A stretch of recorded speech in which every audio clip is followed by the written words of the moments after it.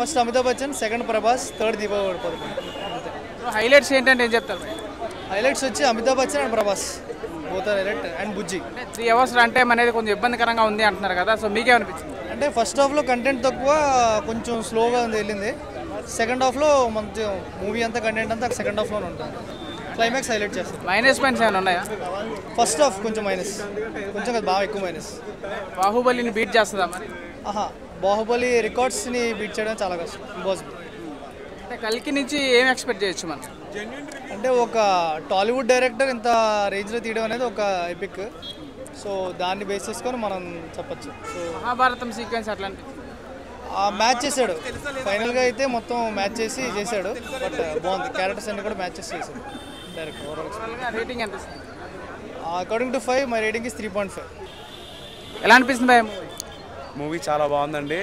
యాక్చువల్గా మనం almost 3 hours అయింది మూవీ చూసేసి. ఇప్పుడు ఏదైతే మనము after Baahubali, after Saaho, like ఇప్పుడు ఎక్స్పెక్టేషన్ పరంగా చూస్తే సలార్ కూడా ఎక్సలెంట్ హిట్ అయింది. సో ఎక్స్పెక్టేషన్స్ మించుంది సినిమా, ఎంత ఎక్స్పెక్టేషన్ పెట్టుకోవచ్చు మనం, ఎటువంటి ప్రాబ్లం అయితే లేదు.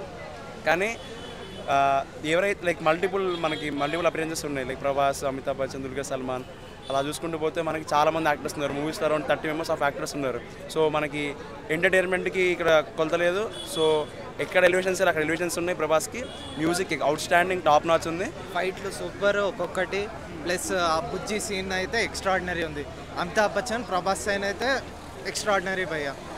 ఇక్కడ మెయిన్ థింగ్ ఏంటంటే నాగశ్విన్ మన పురాణాలు ఏదైతే మహాభారతం ఇవన్నీ ఉన్నాయో వాటితో లింక్ పెట్టి డిఫరెంట్ టైమ్స్ ఆఫ్ ఎరాక్ తీసుకెళ్ళి లైక్ మనకి ఆల్మోస్ట్ ఒక డిఫరెంట్ అట్మాస్ఫియర్ చూస్తాం మనం అక్కడ. ఫ్యాన్స్ అందరూ బాగుంది అంటున్నారు, బట్ కామన్ ఆడియన్స్ కొంచెం ల్యాగ్ ఉంది, 3 hours అంటే ఎక్కువ అంటున్నారు. సో మీరేమంటారు? అంటే సపోజ్ మనం ఒక మూవీ మనం లైక్ 2 hours లోపే చూసాం అలవాటైన వాళ్ళకి 3 hours అనేది ఆబ్వియస్గా ల్యాగ్ అనిపిస్తుంది. బట్ కంటెంట్ అనేది ఏంటంటే ఒక చిన్న పాయింట్ మనం మిస్ అయినా కానీ లైక్ స్టోరీ మనకి అర్థం కాదు మధ్యలో. సో అలా మధ్యలో అర్థం కాకపోయిన వాళ్ళకి మేబీ ల్యాగ్ అనిపించవచ్చు, పర్ఫెక్ట్గా చూసిన వాళ్ళకి ప్రాబ్లం ఏమి. ఈ మూవీలో హై ఇచ్చే సీన్స్ ఏదంటే ఏం చెప్తారు?